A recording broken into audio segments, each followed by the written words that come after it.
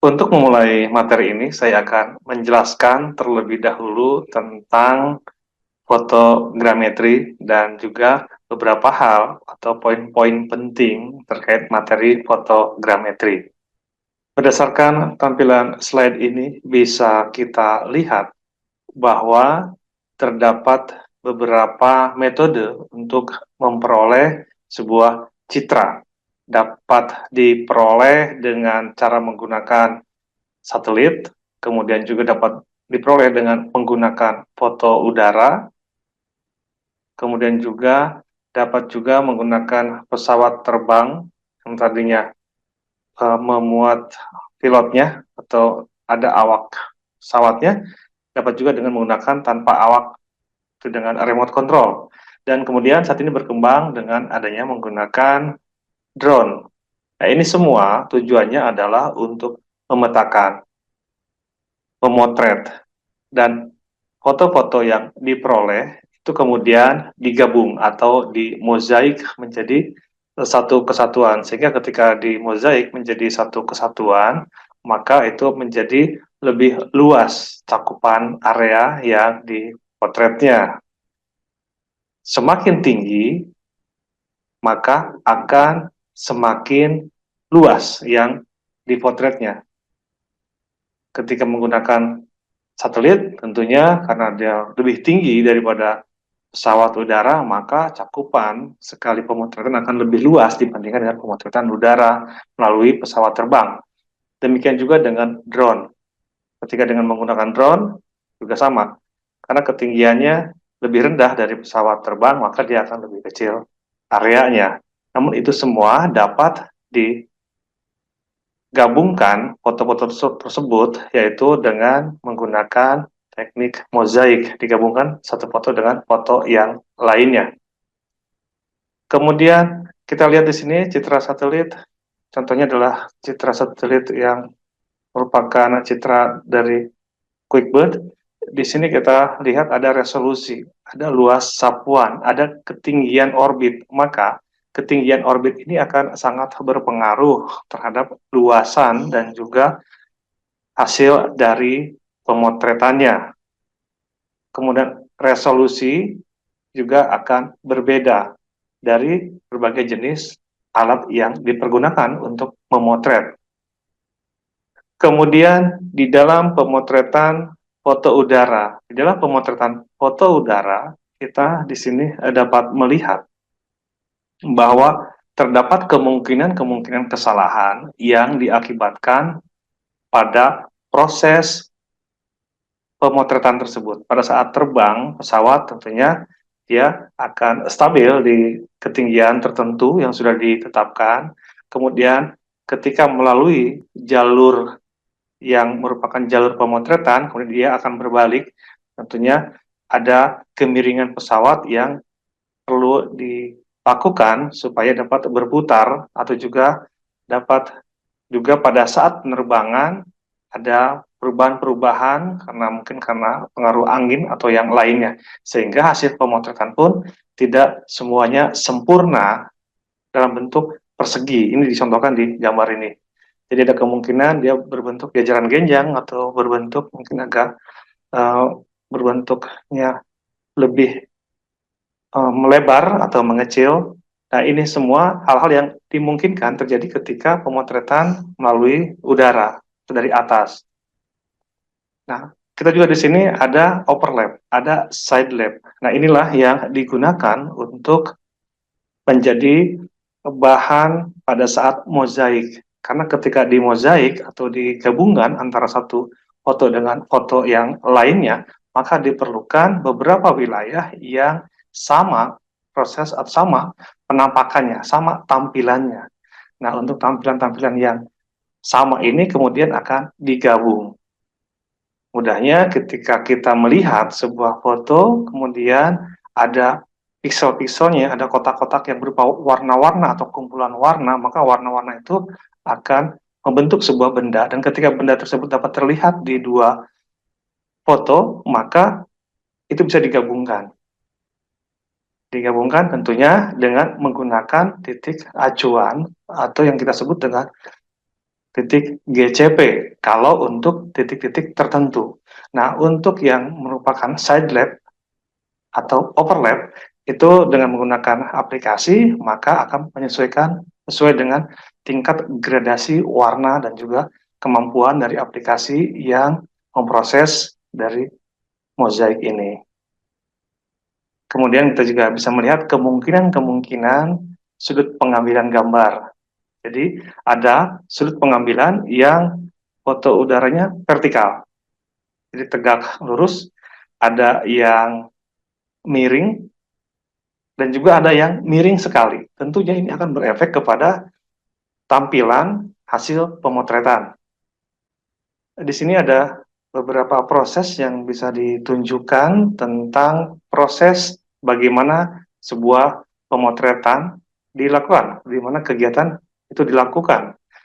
Dimulai dengan mendesain jalur terbang, kemudian pemotretan kalau menggunakan UAV atau juga menggunakan foto udara juga kurang lebih sama karena ada jalur terbangnya, kemudian ada kegiatan pemotretannya, dan dari pemotretan tersebut tentunya ada beberapa titik kontrol dari posisi kamera sebagai nilai pendekatan dan juga ada triangulasi udara otomatis juga, dan ini untuk membuat foto tersebut menjadi sesuai dengan ground control, artinya nanti ketika hasil pemotretan, jika pemotretan itu tanpa ada koordinat, maka perlu kita buat titik-titik yang menjadi acuan koordinat, yaitu titik GCP, Ground Control Point, dan itu akan membuat foto tersebut menjadi referensinya sesuai dengan titik-titik yang menjadi acuan di GCP tersebut.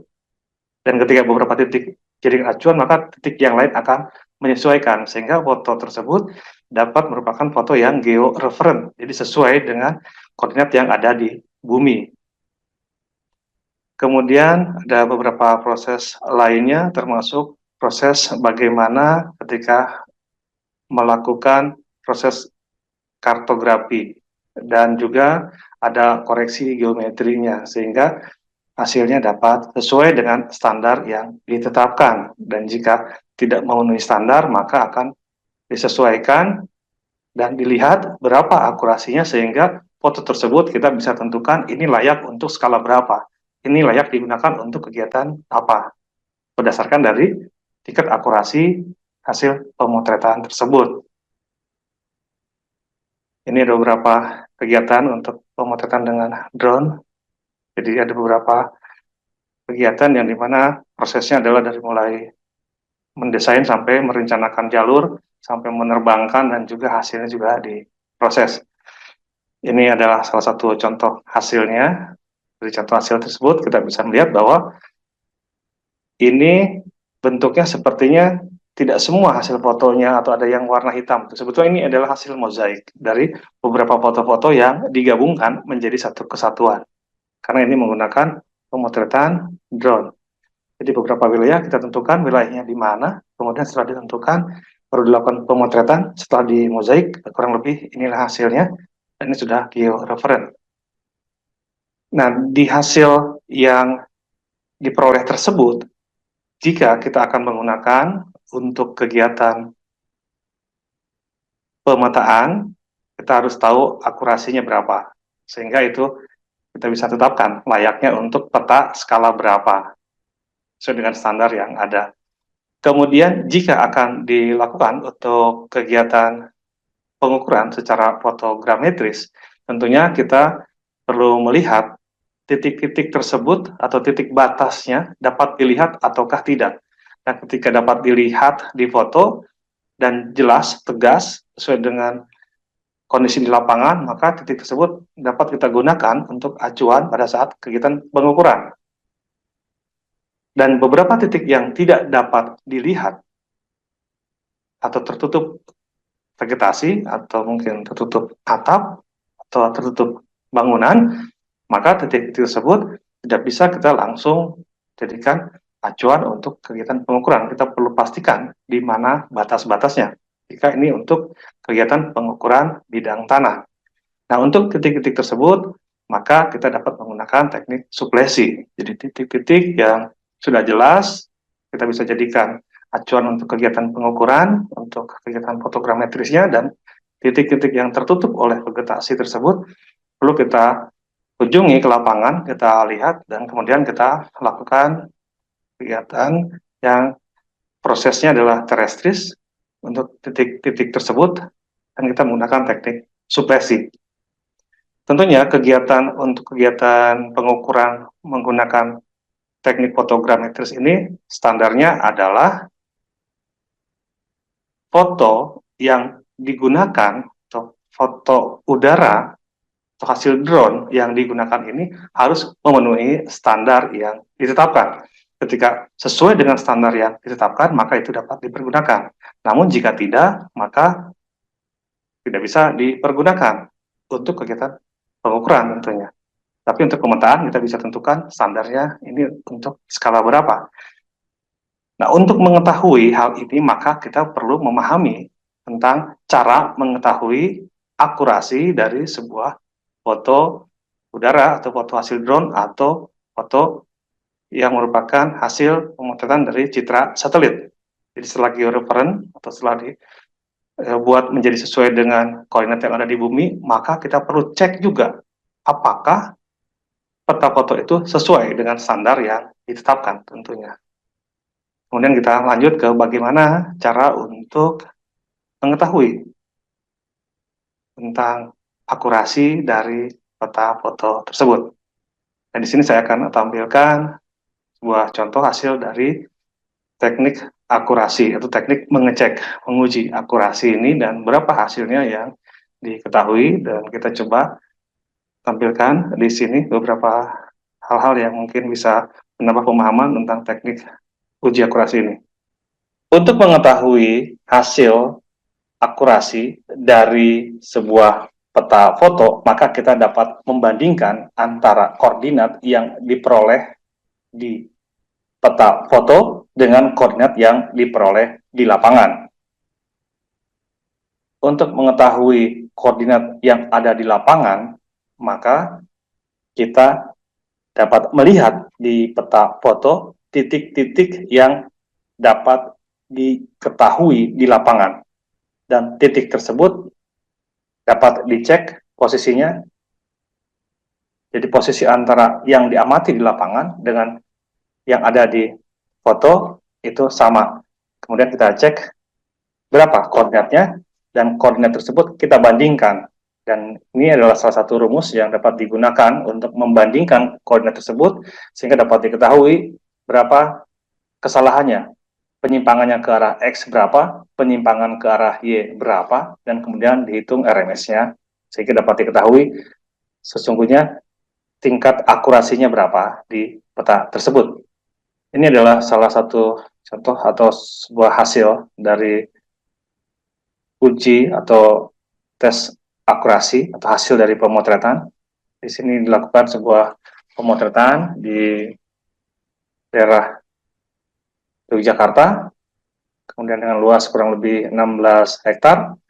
Kemudian dari situ juga ada informasinya tentang timnya, kemudian tanggalnya, kemudian berapa jumlah fotonya, kameranya apa, sampai di sini juga dijelaskan tentang tinggi terbangnya, karena penting untuk tinggi terbang ini untuk proses nanti di dalam pemrosesan hasil dari foto-foto tersebut. Ini adalah prosesnya. Kita lihat dulu ada jalur terbang yang sudah direncanakan, kemudian ada software untuk proses hal ini, dan kemudian juga ada beberapa titik-titik yang dijadikan titik pengamatan. Dari titik pengamatan ini juga ada beberapa yang dijadikan sebagai titik untuk georeference atau untuk GCP-nya, sehingga peta tersebut menjadi georeference. Dan setelah itu kita juga dapat informasi di sini bahwa tidak semua foto yang dihasilkan dari pemotretan itu dapat digunakan, karena ada foto-foto mungkin yang terlalu miring atau kurang pas, sehingga dari 68 foto ada 39 foto yang diolah. Dan inilah pentingnya kita perlu adanya side lab dan overlap seperti disampaikan di materi sebelumnya.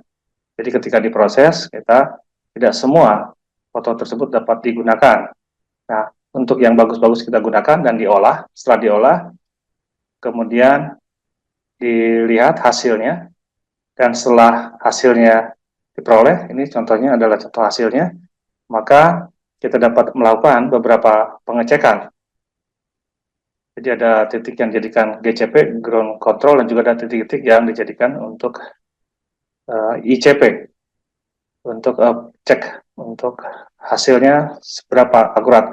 Di sini hanya menggunakan dengan 6 titik, dan dari hasilnya itu kurang lebih sekitar 0,454 RMS-nya.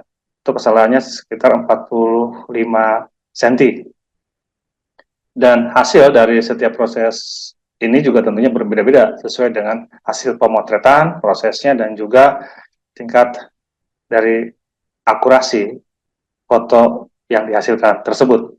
Nah, ini juga dapat kita lihat, dicoba dicek dengan menggunakan peta pendaftaran. Jadi dari hasil yang ada, yang sudah diukur, kemudian dibandingkan dengan ukuran yang diperoleh dari foto, kemudian juga diukur juga dengan GPS. Di sini tentunya ada perbedaan-perbedaan, dan perbedaan ini ada yang jauh, ada juga yang kecil. Tentunya hal ini dapat menjadi pertimbangan bahwa ini dapat digunakan ataukah tidak ketika hasilnya mungkin kurang bagus.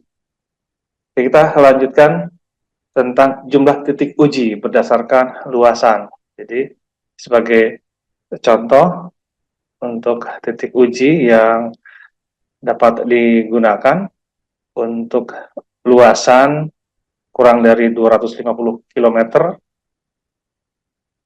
itu ada 12 titik uji, ada yang luasnya 251 sampai 500 km persegi. Ini ada jumlah titik ujinya. Artinya untuk titik uji juga kita tidak bisa sembarang jumlahnya, ada jumlahnya yang kita bisa tetapkan.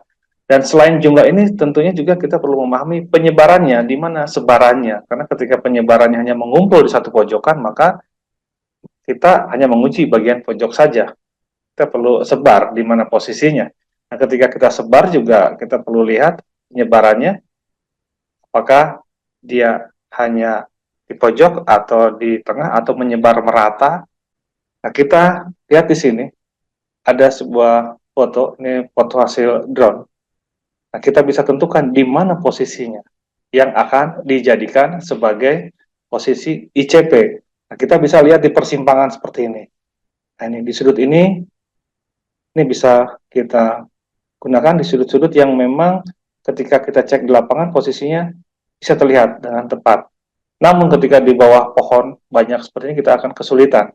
Maka kemampuan dalam mengidentifikasi posisi titik yang akan dilakukan pengamatan GPS untuk diketahui posisi koordinat yang sebenarnya, kita perlu paham posisi-posisi seperti ini. Sehingga titik tersebut dapat kita cek antara di lapangan dengan di peta foto sama. Sehingga itu menjadi titik sekutu, dan disitulah kita bisa cek berapa tingkat ketelitiannya. Nah, ini kalau model seperti ini, sawah misalkan. Di sini ada sawah, di sini ada pemukiman. Nah, sawah juga sepertinya sawah ini mudah, tapi ternyata ketika di lapangan kita sulit menentukan sawahnya di yang mana, garis yang mana. Contoh yang ini, yang atas, kan banyak garisnya. Kita kesulitan, kita harus pastikan posisinya di mana nih kita. Mungkin di pojokan-pojokan, di sudut-sudut. Nah, di sudutnya juga, mungkin sudutnya kita juga perlu pastikan apakah alatnya untuk GPS ini bisa kita pasang atau berdiri di posisi tersebut, supaya kita bisa bandingkan hasilnya. Nah, untuk perencanaan titik ICP, sebagai contoh, ini ada beberapa titik, ini lapangan, jadi lebih mudah. Ada pojokan-pojokan yang bisa kita jadikan sebagai titik ICP. Untuk kontrolnya. Kemudian, di sini juga nih, pojokan-pojokan seperti ini bisa kita gunakan. Ini juga sebagai contoh untuk perencanaan. Dan untuk ICP ini kita tidak asal pergi ke lapangan ya, kita perlu perencanaan terlebih dahulu. Berapa jumlah ICP-nya, kemudian bagaimana penyebarannya, titik-titik mana yang akan kita lakukan pengamatan. Kemudian berapa lama pengamatannya, kemudian metode pengamatan GPS-nya akan menggunakan metode seperti apa. karena tidak bisa menggunakan metode single, karena kalau single sama saja dengan GPS navigasi, tapi kita bisa menggunakan metode yang menggunakan GNSS, jadi saling terkoreksi satu dengan yang lainnya. Kemudian dari sini kita lanjut ke pengukuran titik ICP. Jadi pengukuran titik ICP ini dilakukan dengan instrumen GNSS, dan untuk pengamatan GNSS pada titik ICP itu dapat menggunakan metode diferensial terhadap titik base foto udara atau titik dasar teknik atau TDT, dan diikat secara radial, artinya tidak berdiri sendiri GPS-nya. Jadi terikat terhadap titik yang lain, sehingga titik tersebut memang kita bisa yakini bahwa itu adalah koordinat yang sebenarnya, sehingga dapat dibandingkan. Kemudian jika terdapat course terdekat, maka titik ICP dapat diukur dan diikat pada course terdekat. Dan untuk konfigurasi pengamatannya, nah ini penting karena untuk pengamatannya juga ada standarnya di sini. Lama pengamatan kurang lebih 25 sampai dengan 30 menit, dengan maksud supaya hasilnya lebih bagus, karena informasi yang masuk akan lebih banyak, dan dari informasi yang banyak ini dapat di adjustment sehingga koordinatnya tepat. Kemudian ada sampling rate 15 detik dan maksimal PDOP-nya 10. Jumlah pengamatan satelitnya juga ada standarnya. Kemudian untuk pengukuran titik ICP ini kita perlu persiapan peralatan, kita perlu mendirikan instrumen GNSS pada titik BM, TDT atau base foto udara, kemudian mendirikan instrumen GNSS pada titik ICP selama 15 sampai dengan 30 menit, kemudian melakukan dokumentasi pada saat pelaksanaan pengamatan GNSS pada titik ICP. Tidak, dengan adanya dokumentasi ini dapat mendukung atau membantu untuk sebagai informasi posisi titiknya di mana, dan juga sebagai evidence bahwa telah dilakukan kegiatan di situ. Kemudian melakukan proses selanjutnya pada titik ICP lainnya. Jadi secara bertahap. Kalau kita akan membuat 12, kita bertahap titik 1, 2, 3, dan seterusnya. Kalau mau 20 juga bisa seperti itu, tapi kita perlu perhitungkan posisinya dan penyebarannya. Kemudian untuk di sini pengukuran titik ICP, ada beberapa contoh proses pengambilannya. Ini beberapa titik yang dijadikan titik pengamatan. Selanjutnya gambar jaring pengolahan titik ICP, dan ini adalah proses untuk mengolah hasil dari pengamatan GPS, kemudian diperolehlah koordinat yang nanti akan dijadikan sebagai koordinat yang sebenarnya dan akan dibandingkan dengan hasil dari peta foto. Di peta fotonya kemudian nanti akan dapat dihitung RMS-nya. Ini contoh hasil uji akurasinya. Jadi di tabel ini dapat dilihat koordinat X, Y. Jadi pada koordinat peta foto berapa, kemudian koordinatnya hasil dari cek ICP-nya berapa, kemudian dibandingkan X-Y ini, kemudian juga dapat dibandingkan untuk jarak juga di sini. Selanjutnya dapat dihitung, perhitungannya nanti di sini akan terlihat di bawah nih, hasil akurasinya berapa. Di sini hasil ujinya adalah 0,11513, kemudian 0,12 jika dibulatkan artinya dia memenuhi standar untuk dipergunakan.